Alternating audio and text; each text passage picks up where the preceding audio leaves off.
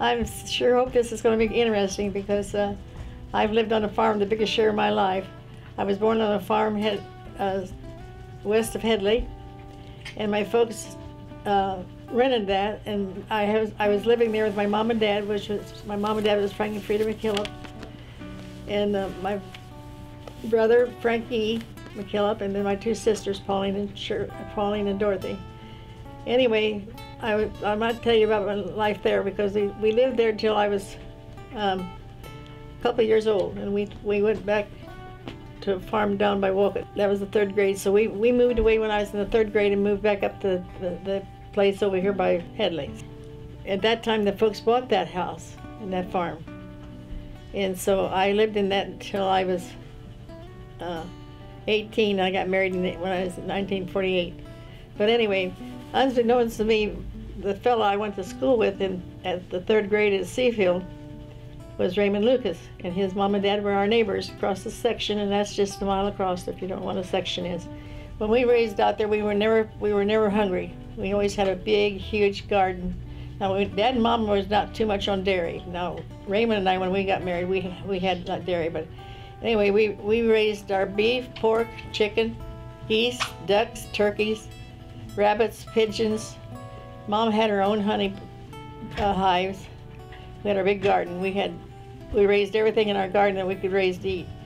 The only thing we went to town for, flour and sugar, salt and pepper, Mom's lye for her homemade soap,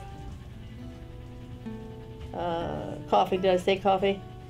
Dad smoked a pipe, so he bought tobacco.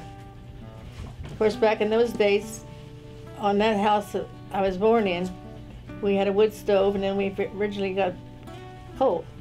The only entertainment we had was free shows, and that's where all us kids would take our own blankets. That's where I sat on the blanket with my husband.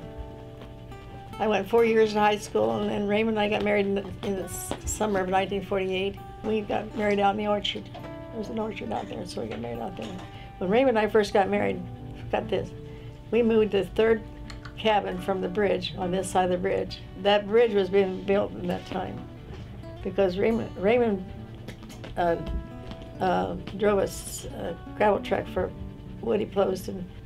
But anyway, I can remember Raymond made $40 a week, and we lived in that cabin over there.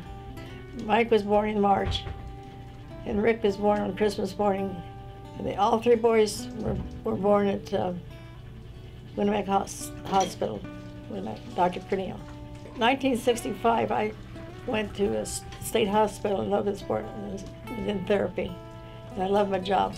But through all the time, I drove, between the two of us, we drove, school was 37 years. I drove, Raymond didn't, but I did. And Raymond and I went different places. We were in Kewanee, we lived there with our kids. We went to Delphi with our kids. Mike went to service when I was in Delphi. I can sit here and see him in the back of that bus. Raymond and I took him to a bus stop there in Logansport, and he said, clear in the back. And I can remember seeing him. He was just a little old skinny whip. Raymond and I got divorced in 1992 at Delphi. That's when we had Scott. And Mike and Rick was both married and lived away. Ed came to work with the school there. We had school at the state hospital, and we actually had school for all those kids. Some of those kids had never had been to school, but anyway, I met Ed, and we worked together. Raymond and I was married almost 24 years, and Ed and I was together almost 23.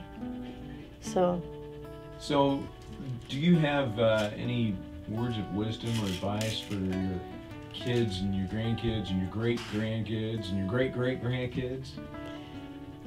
Well, back years ago, our families were close. We've forgotten about families, Greg.